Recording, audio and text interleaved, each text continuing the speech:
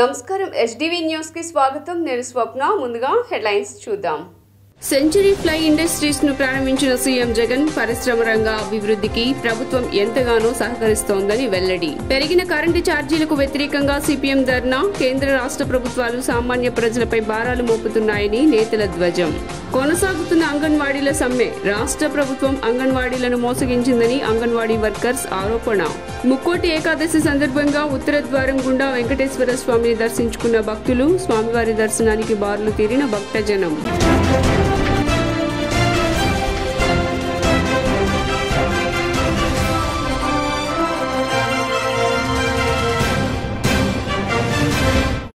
ఇక డీటెయిల్స్ చూస్తే century fly industries ని సీఎం జగన్మోహన్ రెడ్డి ప్రారంభించారు. ఈ సందర్భంగా ఆయన పలు అభివృద్ది పనులకు ప్రారంభోత్సవాలు శంకుస్థాపనలు చేశారు. అలాగే క్రిస్మస్ వేడుకల్లోనూ పాల్గొంటారు. 23వ తేదీ తాడేపల్లి నివాసం నుంచి బయలుదేరి కడప చేరుకుంటారు. అక్కడి నుంచి గోపవరం చేరుకుని సెంచరీ ఫ్లై పరిశ్రమలోని ఎండీఎఫ్ హెచ్పీఎల్ ప్లాంట్లను ప్రారంభించి చైర్మన్ సిబ్బందితో మాట్లాడతారు. ఆ తర్వాత కడప రిమ్స్ వద్ద డాక్టర్ వైఎస్ఆర్ సూపర్ స్పెషాలిటీ ఆసుపత్రిని ప్రారంభిస్తారు. దీంతో పాటు doctor YSR institute of mental health ను ప్రారంభించిన అనంతరం అదే రిమ్స్ ప్రాంగణంలో doctor YSR cancer care black ను ప్రారంభిస్తారు. అనంతరం ఎల్వి ప్రసాద్ కంటి ఆసుపత్రిని ప్రారంభిస్తారు. తెలంగాణ ఆర్టీసీ ఇతర ప్రభుత్వ రంగాల్లో డ్రైవర్లుగా అర్హత ఉన్న ఆటో కార్మికులను తీసుకోవాలని ఎఫ్టీయూ రాష్ట్ర ప్రధాన కార్యదర్శి కె పొలారి అన్నారు. తెలంగాణ ఆటో కార్మికుల ప్రత్యామ్నాయం కల్పించాలని డిమాండ్ చేస్తూ ఎఫ్టీయూ ప్రగతిశీల ఆటో కార్మిక సంఘం ఆధ్వర్యంలో ధర్నా చౌక్లో ధర్నా నిర్వహించారు. ఈ సందర్భంగా ప్రగతిశీల ఆటో కార్మిక సంఘం నగర అధ్యక్షుడు శ్రీనివాసరావు డిమాండ్ చేస్తూ మాట్లాడారు. తెలంగాణలో ఉచిత బస్సు ప్రయాణం పథకం వల్ల ఆటో కార్మికులు తీవ్రంగా నష్టపోతున్నారని, ఈ పథకానికి ఎవరూ వ్యతిరేకం కాదని, కానీ పథకం వల్ల నష్టపోయే బాధిత కార్మికులకు ప్రత్యామ్నాయ ఉపాధి కల్పించాలని డిమాండ్ చేశారు. తెలంగాణ ఆర్టీసీ ఇతర ప్రభుత్వ రంగాల్లో డ్రైవర్లుగా అర్హత ఉన్న ఆటో కార్మికులను తీసుకోవాలని, అదేవిధంగా మిగిలిన వారికి ప్రత్యామ్నాయ ఉపాధి, ఆర్థిక సహకారం కల్పించాలని డిమాండ్ చేశారు.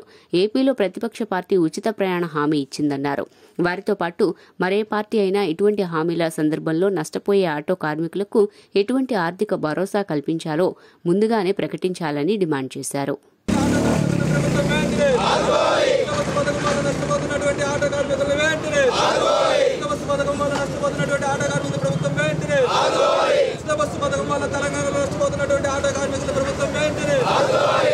ప్రగతిశీల ఆటో కార్మిక సంఘం ఎఫ్టీయూ నగర అధ్యక్షుడు. తెలంగాణలో అధికారం రాకముందు కాంగ్రెస్ పార్టీ అధికారంలోకి వస్తే మహిళలకు ఫ్రీ బస్ అనేటువంటి వాగ్దానం చేశారు. అధికారంలోకి వచ్చారు, తక్షణమే అమలు చేస్తున్న పరిస్థితి ఉంది. మరి అదే నోటుతోటి అక్కడ ఉన్నటువంటి ఆటో కార్మికులందరికీ 12,000 రూపాయల ఆర్థిక సాయం ఇస్తారని చెప్పినటువంటి నూతన ప్రభుత్వం ఆ దిశగా ఆలోచన చేసే పరిస్థితి లేదు. లక్షలాది మంది ఆటో కార్మికులు ఈ రోజున రోడ్డు పాలయ్యే పరిస్థితి ఉన్నది. వాళ్ళ జీవనోపాధికి నష్టం కలుగుతూ ఉందని, తీసుకున్నటువంటి ఫైనాన్షియల్ సకాలంలో కట్టలేక, వాళ్ళ కుటుంబాన్ని పోషించుకోలేక ఇప్పటికే చాలామంది సోషల్ మీడియాలో పెడుతున్నారు. ఆత్మహత్య చేసుకునే పరిస్థితి ఉంది కూడా. అదేవిధంగా ఆంధ్రప్రదేశ్లో కూడా అధికారంలోకి వస్తే మేము కూడా మహిళలపైకి ఫ్రీ బస్ పెడతామని చెప్పి టీడీపీ పార్టీ ఇప్పటికే ఆల్రెడీ మేనిఫెస్టోలో పెట్టింది. ఒకవేళ అదే పరిస్థితి జరిగితే ఇక్కడ ఉన్నటువంటి లక్షలాది ఆటో కార్మికులు ఏం చేయదలుచుకున్నారు? మీరు పెట్టే పథకాల వల్ల మాకు ఎటువంటి ఇబ్బంది లేదు. పథకాల వల్ల ఏదైతే ఇబ్బంది పడతారో, నష్టపోతారో ఆ వర్గాన్ని ఆదుకోవాల్సినటువంటి పరిస్థితి కూడా ఈ పార్టీకి, ప్రభుత్వానికి ఉంది. ఆ దిశగా మీరు కూడా ఎఫ్టీయూ ప్రభుత్వాలు ఉచిత పథకాలు లేదా సంక్షేమ పథకాలు ప్రవేశపెట్టడం చాలా అవసరం. ప్రజలకు సంబంధించి ఆదుకోవాల్సిన అవసరం ఉంది. అది మేము కాదంటలేదు. కానీ అదే సందర్భంలో ఆ పథకాల ద్వారా ఏదైనా ఒక వరకు నష్టపోతే ఆ వర్గానికి న్యాయం చేయాల్సిన బాధ్యత కూడా ఆ ప్రభుత్వానికి ఉంటుంది. ఇవాళ తెలంగాణలో, కర్ణాటకలో ఉచిత బస్సు పథకాల కారణంగా ఆటో కార్మికులు ఇబ్బంది పడుతూ ఉన్నారు. తెలంగాణలో ఆందోళన చేస్తూ ఉన్నారు. తెలంగాణలో ఆందోళన చేస్తున్న ఆటో కార్మికులు మేము మద్దతు ప్రకటిస్తూ ఉన్నాం, సంఘీభావం ప్రకటిస్తూ ఉన్నాం. ముఖ్యంగా ఏదైతే పథకం ద్వారా మరి ఉపాధి కోల్పోతున్న ఆటో రంగం ఉందో, ఈ రంగం కార్మికుల్ని ప్రభుత్వ రంగంలో కానీ, ఆర్టీసీలో కానీ వాటిల్లో మీరు అవుట్సోర్సింగ్లో ఇతరత్ర ఉద్యోగాలు కల్పించే అవకాశం ఉంది. ఆ రకంగా అవకాశాలు కల్పించాలని డిమాండ్ చేస్తున్నాం. అదే రకంగా ఆర్థిక సహకారం కూడా అందించాలని డిమాండ్ చేస్తున్నాం. మన రాష్ట్రంలో కూడా ఒక పార్టీ ఇలాంటి పథకం అమలు చేస్తామని ప్రకటించింది. లేదా మరికొన్ని పార్టీలు ముందుకు రావచ్చు. సరే, ఆ పథకాన్ని మేము స్వాగతిస్తా ఉన్నాం. కానీ ఆ సందర్భంగా ఈ రాష్ట్రంలో ఆ పథకం అమలు చేస్తే వచ్చే పరిణామాలు ఏవైతే ఉన్నాయో ఆ ఇబ్బందులు దృష్టిలో ఉంటుంది. ఆటో కార్మికులకి మరి అన్ని రకాలుగా ఆదుకునేందుకు ఆ పార్టీ కూడా ఆలోచన చేయాలి. సందర్భంగా సిఐటియు ఆధ్వర్యంలో రాష్ట్ర వ్యాప్తంగా 12వ రోజు అంగన్వాడీల సమ్మె కొనసాగుతోంది. ఈ నేపథ్యంలో ఎన్టీఆర్ జిల్లా మైలవరం నియోజకవర్గ కేంద్రంలో శిశు సంక్షేమ శాఖ మంత్రి ఉషా శ్రీచరణ్ కు చెప్పుల దండలు వేసి అంగన్వాడీలు తమ నిరసన తెలిపారు. అంగన్వాడీ వర్కర్స్ అండ్ హెల్పర్స్ తమ ఆవేదనను రోజుకో రీతిలో కనబరుస్తూ ఉద్యమాన్ని తీవ్రతరం చేస్తున్నారు. అంగన్వాడీ వర్కర్లు పట్టించుకొని మంత్రి ఉషా శ్రీచరణ్, అంగన్వాడీ వర్కర్లపై కారు కోతలు కూసిన మంత్రి ఉషా శ్రీచరణ్, మంత్రి ఉషా శ్రీచరణ్, అంగన్వాడీ వర్కర్లపై కారు కోతలు కూసిన మంత్రి ఉషా శ్రీచరణ్. ప్రపంచ కదలిక క్రీస్తు పుట్టుకతోనే మొదలైందని తూర్పు నియోజకవర్గ శాసనసభ్యులు గద్దె రామ్మోహన్ అన్నారు. తూర్పు నియోజకవర్గంలో బాబు షూరిటీ భవిష్యత్తుకు గ్యారంటీ కార్యక్రమంలో భాగంగా ఎమ్మెల్యే గద్దె రామ్మోహన్ 21వ డివిజన్ పాత పోలీస్ స్టేషన్ రోడ్డు ప్రాంతంలో పర్యటించారు. అనంతరం జరిగిన సెమీ క్రిస్మస్ వేడుకల్లో ప్రత్యేక ప్రార్థనలు చేశారు. అనంతరం క్రైస్తవులకు నిత్యాన్నదాన సరుకులు పంపిణీ చేసి దైవజనులను సన్మానించారు. ఈ సందర్భంగా గద్దె మాట్లాడుతూ ప్రపంచవ్యాప్తంగా క్రిస్మస్ వేడుకలు ఘనంగా జరుగుతాయని తెలిపారు. ప్రపంచ కదలిక క్రీస్తు పుట్టుకతోనే మొదలైందని, అందుకే పుస్తకాల్లో క్రీస్తు పూర్వం క్రీస్తు శకం అని ఉంటుందని చెప్పారు. క్రీస్తు పుట్టుక ప్రపంచాన్ని ప్రభావితం చేసిందని పేర్కొన్నారు. శాంతి, సహనం, ఐక్యత వంటి సందేశాలు బైబిల్ ద్వారా ఇవ్వబడ్డాయని తెలిపారు. శుభాకాంక్షలు తెలియజేస్తూ యావత్ ప్రపంచానికి, ఎందుకంటే ఈ ప్రపంచంలో ప్రతి ఒక్క దేశంలోనూ ఖచ్చితంగా క్రిస్మస్ పండుగ చేసుకునే దేశాల్లో ప్రపంచంలో ఒక్క దేశం కూడా మినహాయింపు లేదు. అన్ని దేశాల్లోనూ క్రిస్మస్ సెలబ్రేట్ చేసుకుంటారు. అంతేకాకుండా ఈ ప్రపంచం యొక్క కథలకే క్రీస్తు పుట్టిన తర్వాతే మొదలైంది. అందుకే మనం ఇప్పుడు కూడా పుస్తకాలు చదువుతాం, క్రీస్తు పూర్వం క్రీస్తు శకం అని. అంటే ఒక వ్యక్తి ఒక దేవుడు పుట్టుక ప్రపంచాన్నే ప్రభావితం చేసిందని చెప్పడానికి ఒక్క ఉదాహరణ చాలు. క్రీస్తు పుట్టిన రోజు ముందు జరిగినంతా కూడా క్రీస్తు పూర్వం అంటాం, క్రీస్తు పుట్టిన తర్వాత జరిగేదంతా కూడా క్రీస్తు శకం అంటాం. అంతేకాదు వాళ్ళ జనవరి 1 వచ్చిందంటే క్రీస్తు పుట్టిన తర్వాతే ఈ భూమిలో అందరికీ రాబోతున్న క్రిస్మస్ శుభాకాంక్షలు. శాంతి, సహనం, సమానత్వం ఈ మూడిటి ఆధారంగానే యేసుక్రీస్తు ప్రబోధనలు అన్నీ జరిగినాయి. చరిత్రనే తిరగరాసిన వ్యక్తి, చరిత్రను విభజించిన వ్యక్తి మనకి యేసుక్రీస్తు గారు. ఆయన బోధించిన బోధనలు అందరికీ సమానత్వం, శాంతి, సహనం ఈ మూడిటి మీదే ఆయన ప్రబోధనలు అన్నీ జరిగినాయి. మనం కూడా ఆయన చూపిన దారిలో వెళ్తూ ప్రజలందరికీ, తోటి మానవులకి సాయం చేస్తూ అందరికీ సుఖ సంతోషాలతో అందరూ హ్యాపీగా ఉండాలని చెప్పి మనస్ఫూర్తిగా కోరుకుందాం. ఈ చిన్న కార్యక్రమానికి హాజరైన ఫాదర్ గారికి, అలాగే మన తూర్పు ఎమ్మెల్యే అయినటువంటి మన గద్దె రామ్మోహన్ గారికి ధన్యవాదాలు తెలియజేస్తున్నాను. రాబోన్న రోజుల్లో కూడా యేసుక్రీస్తు బోధనలు అనుసరించి కేంద్రంలోని బీజేపీ, రాష్ట్రంలోని వైసీపీ ప్రభుత్వాలు విద్యుత్ సంస్కరణ పేరుతో ప్రజలపై అధిక భారాలు మోపుతున్నాయని సిపిఎం నాయకులు దోనెపూడి కాశీనాథ్ ఆగ్రహం వ్యక్తం చేశారు. తూర్పు నియోజకవర్గంలో రాణిగారి తోట, కృష్ణలంక విద్యుత్ సబ్స్టేషన్ వద్ద దేశవ్యాప్తంగా పెరుగుతున్నటువంటి కరెంటు ఛార్జీలు, అధిక పన్నుల భారాలను ఖండిస్తూ నిరసన కార్యక్రమాన్ని నిర్వహించారు. ఈ కార్యక్రమంలో సిపిఎం నాయకులు దోనెపూడి కాశీనాథ్ మాట్లాడుతూ దేశవ్యాప్తంగా కేంద్రంలోని బీజేపీ విద్యుత్ సంస్కరణల పేరుతో ప్రజలపై భారాన్ని మోపడాన్ని ఖండించారు.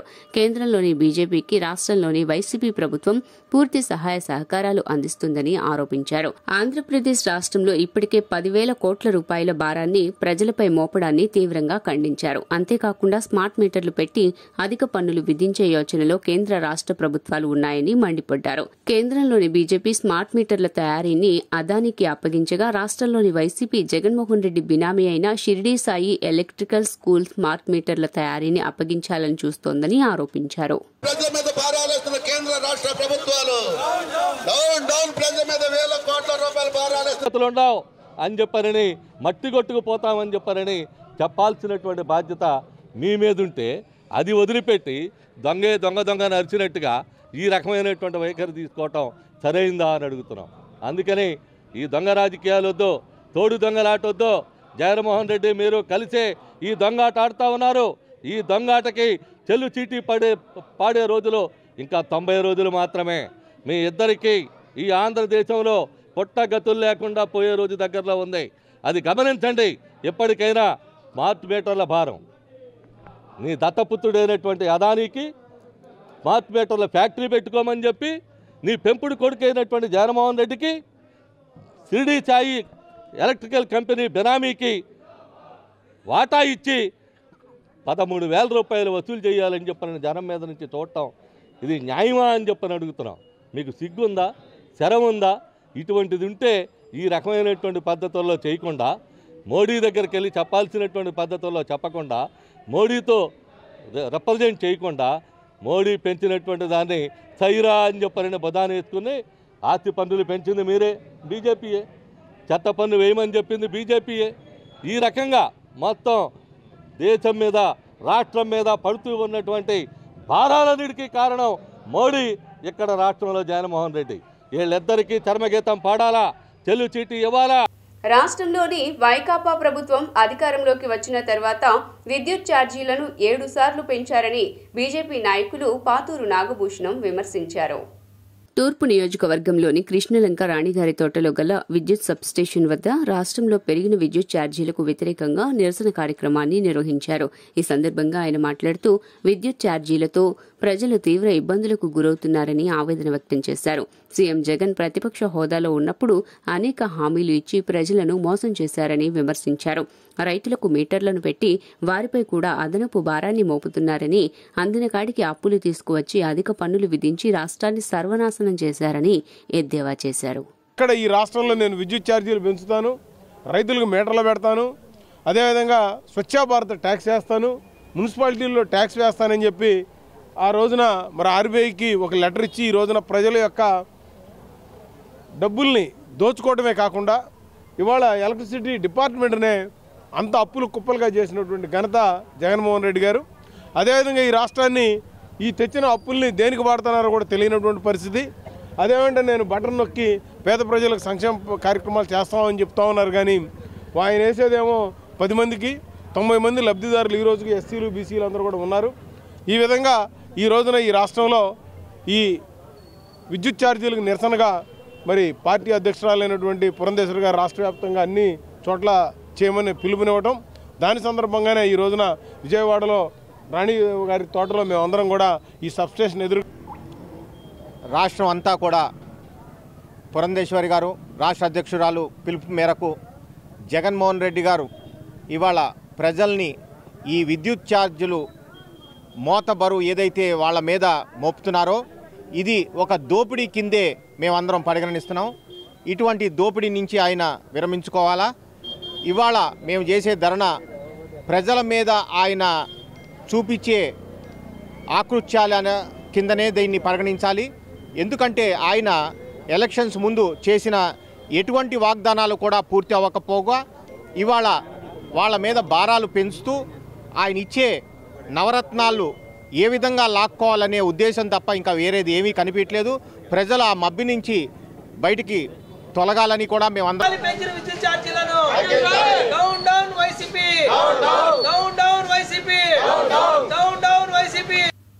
రాష్ట్ర వ్యాప్తంగా ముక్కోటి ఏకాదశి పర్వదిన వేడుకలు అత్యంత వైభవంగా జరుగుతున్నాయి. విజయవాడ చిట్టినగర్లో వేంచేసి ఉన్న శ్రీ గరుడాచల పద్మావతి మహాలక్ష్మీదేవి సమేత వెంకటేశ్వర స్వామి వారి సన్నిధానంలో వైకుంఠ ఏకాదశి పర్వదిన వేడుకలు అంగరంగ వైభవంగా జరుగుతున్నాయి. ముక్కోటి ఏకాదశి నాడు ఉత్తర ద్వారం గుండా శ్రీ మహావిష్ణుమూర్తిని దర్శించుకున్న భక్తజనానికి వైకుంఠ ప్రాప్తి కలుగుతుందని పురాణాలు తెలిసిన విషయం పేర్కొంటున్న సంగతి తెలిసిందే. ఈ నేపథ్యంలో ఆ దేవదేవుని దర్శన భాగ్యం కోసం వేకువజాము నుంచే భక్తులు శ్రీనివాస సన్నిధానంకు చేరుకున్నారు. అశేషంగా తరలివచ్చిన భక్తజనం కోసం దేవస్థానం పాలక మండలి ప్రత్యేక ఏర్పాట్లు చేపట్టింది. భక్తజనానికి ఉత్తర ద్వారం గుండా ముక్కోటి ఏకాదశి పర్వదినాన మహావిష్ణుమూర్తి దర్శన భాగ్యాన్ని కలగజేసింది. ఈ సందర్భంగా దేవస్థాన పాలక మండలి అధ్యక్షుడు అప్పారావు మాట్లాడుతూ ముక్కోటి ఏకాదశి పర్వదినాన వేకువజామున 4 గంటల నుంచి స్వామివారి దర్శన భాగ్యాన్ని కలగజేసినట్లు తెలియజేశారు. నమః హరి ఓం. కళ్యాణాద్భుతగాత్రాయ కామితార్థప్రదాయినే శ్రీసాయ జగదీశాయ వెంకటేశాయ మంగళం. ఓం నమో వెంకటేశాయ. భగవద్బంధువులందరికీ, ఈ ఛానల్ చూస్తున్నటువంటి వీక్షకులందరికీ కూడా ముక్కోటి ఏకాదశి శుభాకాంక్షలు. ఈ ముక్కోటి ప్రాశస్త్యం ఏమిటంటే పూర్వం మధుకైటబులు అనేటువంటి 2 రాక్షసులు ఉండేవారు. ఆ 2 రాక్షసులు కూడా స్వామితో శ్రీ మహావిష్ణువుతో ఘోరమైనటువంటి యుద్ధాన్ని చేసి మోక్షాన్ని పొందాలనేటువంటి తలంపుతో వారు ఉత్తర ద్వారం దగ్గర ఘోరమైనటువంటి యుద్ధాన్ని చేశారు. అదే సమయంలో వారికి మోక్షాన్ని కలగజేయాలని స్వామివారు అప్పుడే నిద్రలేచి ఉత్తర ద్వారం వైపు ఉన్నటువంటి ద్వారాన్ని తీసి వాళ్ళని సంహరించి వారికి మోక్షం అనేటువంటి దాన్ని ఇచ్చారట. అందుకని పురాణాల ప్రకారం ఈ రోజున ముక్కోటి దేవతలందరూ శ్రీ నగరాల సీతారామ స్వామి శ్రీ మహాలక్ష్మి అమ్మవారి దేవస్థానంలో శ్రీ పద్మావతి గోదాదేవి సమేత శ్రీ గరుడాచలసిత వెంకటేశ్వర స్వామివారి దేవాలయంలో ఈరోజు ముక్కోటి సందర్భంగా స్వామివారికి ఈ ముక్కోటి దర్శనం ఉత్తర ద్వార దర్శనం తెల్లవారుజామున 4 గంటల నుండి ప్రారంభమైంది.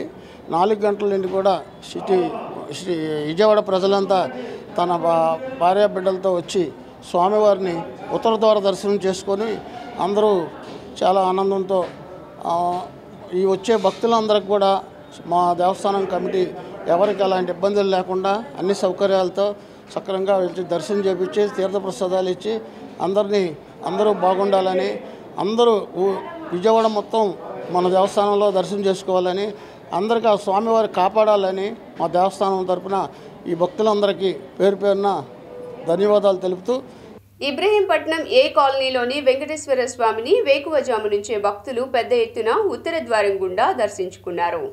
ఇబ్రహీంపట్నం ఏ కాలనీలో కొలువైన శ్రీ వెంకటేశ్వర స్వామి వారికి ఇష్టమైన ధనుర్మాసంలో ముక్కోటి ఏకాదశి రోజున శ్రీ వెంకటేశ్వర స్వామి వారిని దర్శించుకుంటే ముక్కోటి పాపాలు పటాపంచలవుతాయని, కోటి జన్మల పుణ్యఫలం దక్కుతుందని భక్తులు విశ్వసిస్తూ ఉంటారు. ఈ రోజు ముక్కోటి ఏకాదశిని పురస్కరించుకుని ఇబ్రహీంపట్నం ఏ కాలనీలోని శ్రీ వెంకటేశ్వర స్వామి వారిని వేకువజాము నుంచి ఉత్తర ద్వారం ద్వారా పెద్ద ఎత్తున భక్తులు దర్శించుకుంటున్నారు. ఈ పర్వదినానికి సంబంధించి దేవాలయాన్ని అంగరంగ వైభవంగా అలంకరణ చేశారు. స్వామివారి అలంకరణ చూసి భక్తులు పరవశించిపోయారు.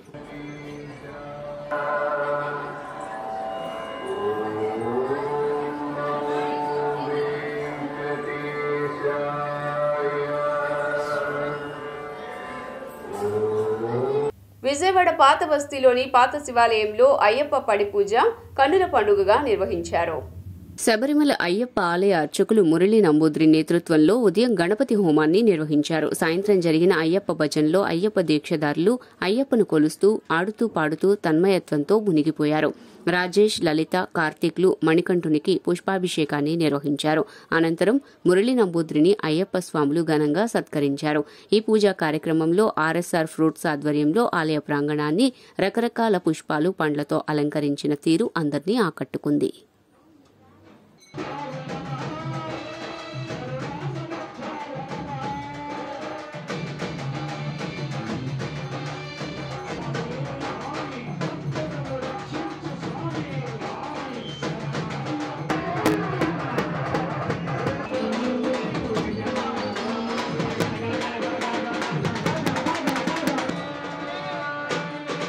అయ్యప్ప స్వామి శరణం. విజయవాడ రథం సెంటర్ శ్రీ బ్రహ్మరాంబ మల్లీశ్వర స్వామివారి దేవాలయం, పాత శివాలయం ఆవరణంలో ఉన్న అయ్యప్ప స్వామివారి దేవాలయము 1991లో ప్రతిష్టా కార్యక్రమం జరిగింది. అప్పటి నుండి ఈ రోజు వరకు కేరళ సంప్రదాయ ప్రకారం ఉదయం 5:30 గంటలకు గణపతి హోమం, 6 గంటలకు అయ్యప్ప స్వామివారికి అభిషేకం, 7 గంటలకు ఉషపూజ, మధ్యాహ్నం 11 గంటలకు నైవేద్యం, సాయంత్రం 5:30 నుంచి 7:30 వరకు పూజా కార్యక్రమం. ఉదయం ప్రతిరోజు మాలాధారణ, ఇరుముడి, భక్తులకు అర్చన అన్నీ కూడా కేరళ సంప్రదాయ ప్రకారం జరగబడిన స్వామి. ఈ నవంబర్ 16వ తేదీ నుండి డిసెంబర్ 27వ తేదీ వరకు మండల పూజ. వార్తలు ముగించే ముందు హెడ్లైన్స్ మరోసారి. సెంచరీ ఫ్లై ఇండస్ట్రీస్ ను ప్రారంభించిన సీఎం జగన్ పరిశ్రమ రంగ అభివృద్ధికి ప్రభుత్వం ఎంతగానో సహకరిస్తోందని వెల్లడి. పెరిగిన కరెంటు ఛార్జీలకు వ్యతిరేకంగా సిపిఎం ధర్నా, కేంద్ర రాష్ట్ర ప్రభుత్వాలు సామాన్య ప్రజలపై భారాలు మోపుతున్నాయని నేతల ధ్వజం. కొనసాగుతున్న అంగన్వాడీల సమ్మె, రాష్ట్ర ప్రభుత్వం అంగన్వాడీలను మోసగించిందని అంగన్వాడీ వర్కర్స్ ఆరోపణ. ముక్కోటి ఏకాదశి సందర్భంగా ఉత్తర ద్వారం గుండా వెంకటేశ్వర స్వామిని దర్శించుకున్న భక్తులు, స్వామివారి దర్శనానికి బారులు తీరిన భక్తజనం. ఎస్డీవీ న్యూస్ ఇంతటితో సమాప్తం. తిరిగి వార్తల్లో మళ్ళీ కలుద్దాం. అంతవరకు సెలవు. నమస్కారం.